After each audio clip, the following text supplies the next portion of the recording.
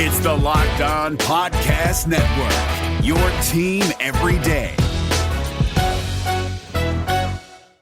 These are the final seconds. The lead in the fourth. Can they hold on to it? That do or die time. And everything rides on one shot. But it isn't going to be that easy. And it's a one-point game. This is down to the wire. They're going to try the three-pointer attempt. One shot to take you to the top. One winner. This is clutch basketball. That's the NBA playoffs. That's game. You are Locked On 49ers, your daily San Francisco 49ers podcast, part of the Locked On Podcast Network, your team every day. Welcome to Locked On 49ers, a very special guest joining me this week, JT O'Sullivan, former 49ers quarterback, former UC Davis Aggies quarterback, my wife's alma mater. Since gone on to get a PhD. He's a high school football coach, and most importantly for us as football fans and for me covering the game, I love the information I get from his YouTube channel, the QB School. Nobody breaks down quarterbacks, in my opinion, as good as JT, because he's talking about NFL quarterbacks. He's breaking down why quarterbacks are doing what. He's breaking down different concepts there. If you have a young person in your life that is trying to become a quarterback, the QB School is definitely a go-to place for them. Or if you're just trying to learn more about the game and learn the game through a quarterback's eyes, JT does a fantastic job of teaching that information. And he is my guest today talking about quarterback prospects. What does he like about Justin Fields, Mac Jones, and Trey Lance specifically? We'll get into some other quarterbacks as well. Today, we're going to focus more on Justin Fields. On Thursday's show, we're going to finish up the conversation with JT O'Sullivan and talk more Mac Jones and more Trey Lance. So that's coming up this week with a little Winky Wednesday sandwich in between. Tomorrow, I want to get to some questions here, the first part of the show, then we'll get to my conversation with JT O'Sullivan talking 2021 NFL Draft quarterback prospects. Find me on Twitter at BDPeacock. That's where most of the questions are going to come from today. Might dip into some emails as well. LockedOn49ers@gmail. In fact, let's go to an email from Barnaby. He says, I was shocked and elated when I heard the news of the trade. Two favorite quarterback prospects are Wilson and Lance, with no Niners representatives at Lance's workout. Do you think that they're truly not interested or an elaborate smokescreen? Caleb Farley is my draft crush, and I hope he falls to the second round where we can pick him up. Dream draft scenario, Wilson or Lance, and Farley in the first two rounds. Keep up the great work. Go Niners. Thank you for the email, Barnaby. There is a lot of detective work to be done when it comes to the 49ers and just beyond the scouting stuff. And we'll get to the scouting reports on all these quarterbacks with JT O'Sullivan this week, and I think a lot of you probably know my thoughts on these quarterbacks. It's interesting the way the trade happened and what the comments were that Kyle Shanahan and John Lynch made at the press conference after the trade, and then the timing of everything else that was going to come after with pro days and all of that stuff. And one of the things that they talked about at the press conference was the need not to really sneak around and do those sort of things anymore. And I think in a lot of ways, the media has helped the 49ers. If they don't like Mac Jones, I don't know if this was really the 49ers doing as far as spreading Mac Jones' name out there. Maybe the media is onto it, and that's exactly who the 49ers are going to take. But if not, the media is doing a great job and the Niners should just sit back and let him go and let everybody speculate that Mac Jones is going to be the pick at number 3. And because maybe, who knows, maybe the player the 49ers like the most is they like him more than Zach Wilson, right? And they don't want the Jets to change their mind and find out who the 49ers like and do more deep digging and then find out, yeah, you know what? We like Trey Lance too. We like Justin Fields too, maybe even more than Zach Wilson. So that could be a part of it. And who knows, maybe they know that the Jets aren't actually going to take Zach Wilson and the 49ers moved up knowing that to get Zach Wilson. I don't think that's completely out of the realm of possibility. But as far as your scenario goes, Caleb Farley's an interesting one because he could start to fall. And I'm with you. I think he might have been my CB1 in this class just because of the ridiculous athleticism he had. But after opting out and now the back injury, he's going to fall. He's got to fall at least a little bit to the middle of the first round rather than maybe being a top 10 pick. But he could fall toward round 2 or even into round 2. And at least within the realm of a possible trade up from pick 43, could the 49ers get up 10 or 15 picks into late round 1 and draft a corner? How about that for an offseason for the 49ers? With everybody they were able to retain, maybe if Jimmy Garoppolo is part of a trade or they're able to get a pick from him and package him to move up from round 2 or use the extra picks that they get for Jimmy Garoppolo, or maybe they just stick with Jimmy G and worry about future picks later and maybe get a pick for him at another time. But they didn't lose any picks this year in that trade to go from 12 to 3. Could they potentially still go get that quarterback at the end of round 1? That would be an interesting scenario. It would be really, that's a lot of draft resources to give up already to go up to number 3, and those future ones could hurt. If anything, I think it would be smarter for the 49ers to move down and try to recoup some of those future draft picks so their depth isn't really hurt going forward. And we've kind of seen that as part of the strategy for a team like the Rams, because the Rams haven't picked in the first round since, I think it's like 4 straight years now, right? And they have a lot of extra picks. They have a bunch of day 2 picks and day 3 picks. So that's their strategy to make up for it. And I think the 49ers could do that, even though they won't have first rounders. They could try to add more day 2 picks. I think that would be a smart way to go about it. But I could see a scenario where the 49ers are like, screw it. Our biggest need, we were going to take a cornerback at 12 if the quarterbacks weren't there. We went to go get our QB. Let's maybe go get one of the top 3 or 4 corners in this class if we think there's a big gap between the next group. Go get someone who could be a big-time starter for us and maybe secure that 5th-year option. That's not quite as valuable as it used to be going up and get that 5th-year option, because now it's guaranteed when you pick it up, and I think it's just going up and up as far as dollars go. But that would be an interesting scenario if the 49ers were somehow able to land and hit on. It's not just, going and drafting a quarterback. And I know Barnaby, and I've seen a lot of emails and tweets, and people are excited about it, but people are also biting their fingernails because you got to get it right, too. And it's not just enough to go up and get a quarterback. You got to go up to get the right quarterback. But if they nail that pick and they're able to add a stud shutdown type starting corner as well, you got to give the Executive of the Year award to John Lynch. It's too bad, though, we won't know how those draft picks hit for a couple of more years, so he might not get that award until 2022, or 2023. And if it doesn't go well, maybe a different person is selecting for the 49ers the next time they have a first-round pick in 2024. But that's not a terrible scenario. I like that, Barnaby. If they're going to be aggressive, just why not go all the way, right, and go get yourself your favorite cornerback as well. John says, gotta admit, I was both uber hyped and also massively scared when the 49ers made this move to number 3. I'm a huge trade back guy like yourself, and I really felt this was 2 stud quarterback class, Lawrence and Wilson.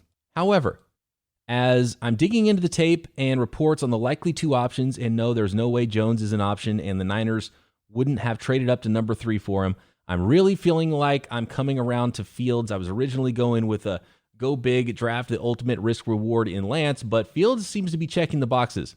This last line from a PFF article might have sealed the deal along with other analysis. Quote, Fields is a clear-cut top 3 quarterback in the 2021 NFL draft class and one of the 5 best prospects PFF has ever evaluated. Okay, so that's coming straight from Pro Football Focus. And by the way, I did see a stat from PFF, their WAR statistic, wins above replacement. The 2021 NFL draft QBs, the most valuable since 2019, all 3 of them are in this draft class. Number 1 is Justin Fields. He has the highest wins above replacement for QB prospects since 2019. Mac Jones 2nd, Trevor Lawrence 3rd. So there you go. And that's 2 straight years of really important ball and not a lot of losses for Justin Fields in some big-time games, some big-time numbers he put up, and he's been the most accurate of those quarterbacks on passes thrown 5 yards or more. So Justin Fields, I agree with you, ticks a ton of boxes. His athleticism, his power arm, his accuracy, and at times put his team on his shoulders and showed that leadership and showed that competitiveness. And I love that. And it's the total package in a lot of ways, and there are some things he has to get better at, and none of these prospects are perfect, but I think there's a lot of things there, including toughness, that Kyle Shanahan secretly loves about Justin Fields, and it's almost to the point where it's too quiet when it comes to teams picking in the top 10 and being associated with Justin Fields, I think a lot of teams like him more than are being reported because everyone's really hush-hush about it more so than some of the other prospects. Perfect segue here. How does former 49ers quarterback and host of the QB School on YouTube, JT O'Sullivan, how does JT's trained eye see Justin Fields as a prospect next? NFL draft season in full swing, and you can get in on the action at betonline.ag, the fastest and easiest way to bet on all of your sports action. NFL draft props, super fun. If you think you know better than the average person what's going to happen in the NFL draft, you can find those draft props at BetOnline. NBA, NHL, Major League Baseball regular season now underway. BetOnline even covers awards and TV shows and reality TV, real-time updated odds and props on almost anything you can imagine to go along with table games and poker as well. And it's free to sign up. Just head over to the website. You can use your mobile device too. Sign up today using promo code LOCKEDON. Receive 50% welcome bonus on your first deposit. Again, that's betonline.ag for a 50% welcome bonus on your first deposit. Promo code LOCKEDON. BetOnline, your online sportsbook experts. These are the final seconds. The lead in the fourth. Can they hold on to it? That do or die time. And everything rides on one shot. But it isn't going to be that easy. And it's a one-point game. This is down to the wire. They're going to try the three-point attempt. One shot to take you to the top. One winner. This is clutch basketball. That's the NBA playoffs. That's game. Joining me now is, I think I can officially say friend of the program. This is the second time I've had the pleasure of chatting with JT O'Sullivan. You remember him, 49ers legend, UC Davis Aggies legend, former NFL quarterback, and maybe more importantly to you all, and me especially these days, is the operator of the QB School on YouTube, which is just a fantastic resource if you're a young quarterback trying to learn more about the game, if you are a fan, an analyst that wants to learn more about the game. Middle of the field open, middle of the field closed. Why does the quarterback point at the Mike linebacker? Go to the QB School on YouTube and learn those things. JT, appreciate the time, man. Hey, no problem. I appreciate the kind words there. It's fun for me to see what resonates. So middle field open, middle field closed, and you can point out the mic, man. You can play for just about any offense. I love it. And it's so, like, the way you teach it. We were talking about this off the air. The way you teach it, you take some concepts that are maybe a little bit more complex, and you make it really simple for the viewer, which I think is a fantastic skill that I think you were born with, an innate teacher in you. Well, I don't know about born with, but I feel like I've definitely gotten enough. That was one of the benefits of going back to school. You get a lot of unsolicited feedback on your communication style. And so I think it resonates a little bit, but I try. Wait, Dr. JT O'Sullivan, is that how I should be addressing you? Well, only if we're like doing a consulting gig or we're presenting somewhere. But other than that, I think we're good. The education continues. That's very clear with you, JT. So obviously the reason I have you on here is because the 49ers made a monumental move going up in the draft to pick number 3. There's 3 names, maybe a 4th in Zach Wilson, depending on if he goes number 2, like most people think or not, that the 49ers are probably looking at here with this selection. So I just want to get your thoughts on some of these guys. And let's start with, and by the way, your April Fool's video was fantastic, lampooning some other talking heads. I get that they have a job to do and they got to talk and they got to come up with content and it's got to be spicy, but I thought you had fun with that and I was dying laughing and I knew exactly what you were talking about with pretty much the whole thing. So go check that out on QB School too and has a little bit of fun with that. But one of them was Justin Fields, and I talked about on my last pod here how it's lying season. Let's start with Justin Fields because I think maybe Dan Orlovsky got duped a little bit by maybe a team trying to float some misdirection when he relayed some of that info from a team source that said Justin Fields was first out, last into the building every day or something like that, and it's one of those tropes that is pretty tired, I think, in a lot of ways. And I think if Orlovsky, who actually likes Fields as a prospect, which surprised me, if he would have just stopped for a few minutes and thought about what he was relaying there, he might not have even put that information out there, because from what I've seen, and I haven't had a chance to meet him, I haven't been on a Zoom call with him, I don't know what people inside the building say, except for when Ryan Day, his head coach at Ohio State, was asked about those comments recently. But I see a guy who beat his own running back down the field to make a block for him on a touchdown run, the way he was fighting to have a season, period. Not only was he not opting out, he was fighting to get a football season for him and his teammates and his conference. And, the broken ribs coming back to playing a game. I mean, all of those things that I've been able to see, if I'm gathering the information I've seen, it just seems like something that was kind of ridiculous to throw out there. Yeah, I mean, I tried to have fun with it. I appreciate the kind words about the April Fool's thing. At the bar, I'm not going to lie. I have 3 April Fool's things out. I get as stressed and put in more work on those, like having fun with myself. Because, like as you create content, like sometimes you're just by yourself in a room and like, who knows if this is funny or not. But I had fun with it. But there is a lot of truth in that stuff as well. And I think you hit on the head a handful of different ways about Justin Fields, the prospect, the perception of Justin Fields versus the reality. I think that unfortunately people have a hard time separating the prospect from the institution, whether that's right, wrong, or indifferent.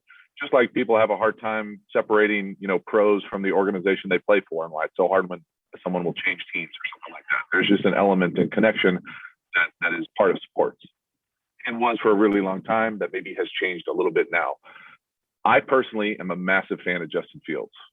You already touched on a lot of the things I would touch on. I would add that he throws the ball probably better than I would have anticipated. Not that I watch Ohio State every weekend, but when you put on the all 22, he's really spinning it, driving it outside the numbers, down the field, making that kind of all layer throws, showing the underneath stuff that everybody does, the mid-tier stuff, but then taking shots down the field, being accurate with the ball consistently, that type of thing that I think for whatever reason going into it, you hear people knock the release, the consistency, that type of thing. I didn't necessarily see those things as much as I probably thought I was going to, with the kind of preconceived the assumptions going into the film. So that was nice to see. And he's just a great athlete. And you talk about him tracking down his running back, legitimately 60, 70 yards down the field, hustle to make shoulder to shoulder blocks. You just don't see that from anybody. Crazy. I don't care what prospect you are. So that stuff jumps off the film. I also think, and you touch on a little bit with the broken rib thing, but he's a tough dude. I don't know him either. I've never had a conversation with him, never talked to anybody in his camp. I can just tell from watching the tape, he took shots in some of those games, and he bounced back and really played some of his best ball in the biggest moments. I know it didn't end up their way at the end of the year, but he really gave them an opportunity to have a really special season, both what you're talking about being the face of that movement in the Big Ten, but then also the way he played in the college football playoff and everything he did to get past Clemson. And so I'm fascinated to see where he goes. I hope he lands in a stable organization somewhere that believes in him and gets a shot to be successful for a long time on Sundays. You mentioned with the scouting the helmet thing and how some Ohio State quarterback prospects have maybe not hit the ground running in the NFL, and a lot of people want to dismiss Justin Fields for that. How do you feel about that offense and that transition? And is it that much more of a transition to do what he was doing in college to go to the NFL as some of these other prospects that might be quote unquote more pro ready or played in pro style systems? Yeah, I don't love that argument for a few different reasons. One, I think Justin Fields is the best of those three. Take no institution part of it. I think he's better of all three of those guys.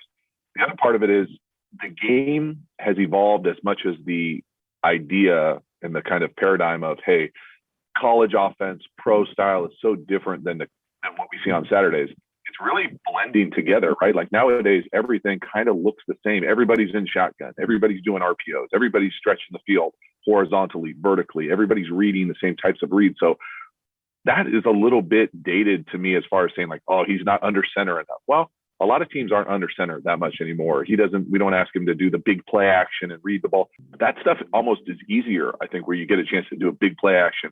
It's a simple read. When you're in the shotgun and you're reading 1, 2, 3 all the way across the field and then throwing a big post down the field like we see Justin Fields do, that's harder than going one to the deep curl to the check down. Like to me, it's a less variance from the two different elements. Now, I think I personally am a big fan of what Day does at Ohio State offensively, just schematically. I think it translates to any level. I think Jacksonville would love to have that exact system for what they're going to try to do with Trevor Lawrence on Sundays moving forward. So again, I think the worlds are blending a little bit. And so he's at really a perfect time, depending on where he lands, to take this and kind of, blow up that whole preconception about Ohio State guys can't play on Sundays. I just don't believe it. More with JT O'Sullivan coming up. Who has the best pure arm in this draft class? However in-depth with repairs you can and would like to get at home with your vehicle, rockauto.com allows you to do so. Or just the staples, the things that everybody needs. Jumper cables. Do you not have jumper cables in your car? Go get some at rockauto.com. Engine parts, brake parts, oil, whatever you need, rockauto.com has it, and they have reliably low prices, such an amazing selection. Go to rockauto.com. You will be blown away by the selection they have on any vehicle you could imagine. I'm scrolling rockauto.com. It goes all the way down to 1909 Model Ts. Yes, they have parts for that. It's crazy. So fix up that old car. Keep your new car running smooth. Amazing selection, reliably low prices, all the parts your car or truck will ever need. Visit rockauto.com and tell them Locked On sent you. Giannis doesn't let Milwaukee go gently into that good night. Here's what our local experts are locked on today. The Milwaukee Bucks blow out the Phoenix Suns in Game 3 of the NBA Finals on the back of a second consecutive 40-10 performance from Giannis Antetokounmpo. Final score 120-100. Today on Locked On Bucks, our local expert Kane Pittman discusses the growing legend of Giannis, Jrue Holiday's X-Factor performance, and Devin Booker's struggles. A lot of baseball to pay attention to. The MLB draft began on Sunday. Monday night, the MLB's All-Star ceremonies begin with the Home Run Derby. Get up to speed on everything by subscribing to the Locked On MLB podcast today. Back to the NBA Finals. Should the Phoenix Suns be worried? The answer is on the Locked On Today podcast. All the sports news you need in under 20 minutes. Follow Locked On Today, wherever you get podcasts. Local experts on the biggest stories. It's the Locked On Podcast Network, your team every day. Don't forget to check out Locked On Today, everything going on in the sports world in 20 minutes every morning, and Locked On NFL Draft. Coming up soon, today or tomorrow, I think, an episode featuring yours truly. I will be a guest with Trevor and Ben on Locked On NFL Draft. JT O'Sullivan, the quarterback guru, my guest today. Does Justin Fields, when you consider his arm strength and that accuracy he has, throwing the ball down the field and just some wow throws from the far hash outside the numbers and, that wide college hash, does he have the best arm talent when you consider how far he can throw it with the accuracy that he throws on top of it versus some of these other prospects? I mean, I don't know if he has. I don't know if I have ever really separated as far as best, better, whatever. To me, guys like Zach Wilson has got a special arm. He's got special. I love his mechanics. He's probably the smoothest, most precise as far as what he does fundamentally from both his upper half and his lower half. Those guys are both special throwing the ball. I think Trevor Lawrence has some flash, really special throws. I don't know who's the best, and I don't really know that it matters. I think that they could all make all the throws. I think the thing that kind of knocked Fields a little bit, or at least my perception of it, was that he might have been, and this is, I know this sounds like an excuse before I even say it. It's almost like he was trying too hard early in the season, because there were some plays that he tried to make where, whether he was in the grass or going down, and they were bad turnovers, things that you couldn't tolerate consistently on a Sunday. And those things kind of, as he went along the season, kind of came out of his game, were nowhere near as consistent as they were earlier on, and he had some bad plays. So whether that's learning, whether that's what you project him to do on Sundays, if those types of things creep into your game consistently, you're going to have a hard time being successful all the time. But if he can eliminate that, be a little bit more sound with the decision making the entire season, I think that there would be a chance that he would be right at the top of what everybody's talking about, as opposed to this like artificial separator for the top 3 guys or top 4 guys. I think the main knock on Justin Fields when it pertains to the San Francisco 49ers and getting plugged into Kyle Shanahan's offense is some people have called him a one-read quarterback, or he holds onto the ball a little bit too long. I think against the blitz he had 3.05 seconds to throw, which is, a little too long. And so decision-making and quick decision-making, did you see elements of that as a problem? And did you see elements of him getting through his reads just fine on his college tape? Yeah, the first part about the getting through the reads thing, I've never seen. I don't really understand that. As I would love to see more. When people say that, I would like to see evidence. I think that's the one thing about the channel that I love, or that I try to share across it. The experience that the viewer is getting is the experience that I get watching it. Like, I don't put full games on there, but I put really what I think are the significant salient moments of the game. So it's not me making it up like, hey, he kind of throws it early, or he doesn't anticipate, or he does anticipate, or this is a questionable decision. I want to see the evidence. And so when I hear people say he can't make a read, I turn on the film, I see him making reads. So unless they have some deeper understanding of, they're sitting in the Ohio State quarterback room, he's saying, hey, you're missing all these reads. I don't see it. So that's the first thing about it. The other thing about just all the criticisms, everybody has the potential to get better. If you turn on a film, and I get this because I say it all the time and I really believe it. If you put on 5 clips from just about any game, I can show you things that just about everybody needs to do better more consistently. For the guys who, and that's coming from my standpoint, and my standpoint is incomplete. When I'm talking about analysis, I'm talking about just the game film. I don't talk to the prospects. I don't understand. I don't try to do any sort of like understanding where they're coming from. I don't really project where they could be in your organization, where they fit in your quarterback room. And so it's really an incomplete analysis. It's just what the film says. And for me, the film says Justin Fields balls out, does everything he possibly can to compete at damn near the best college football institution. And he's done it for a really long time. And he chose that place. That's the other thing. I think for some reason, some people in football, myself included for a long time, looked at transfers and was like, man, transfers automatically get a little bit of a knock because they couldn't cut it at the original school. Like what happened? Well, football's changed. Like that narrative is tired because you see Joe Burrow transfer, excel. You see, the landscape of football at lower levels, transfers are more accessible. You're trying to find the best situation for you. Coaches change jobs. There's so many dynamics that go into these decisions that for me, the transfer thing isn't quite as big of a deal as it maybe it was a decade ago, 2 decades ago, where you really wondered whether, hey, does this guy love it? Can he compete? Things like that. Like he's looking for his best opportunity to play. I think he absolutely should. I think he went there and did a great job for a long time. And I'm just personally, for me, I just think he's a unique, interesting prospect because some of these other guys, for whatever reason, Trevor Lawrence has been anointed the number 1 guy for a long time. Well, I love to look head to head. What happened head to head? I want to see, those guys have known each other for a long ass time. There's complex relationships. Go back to like Elite 11. They're growing up in the same area.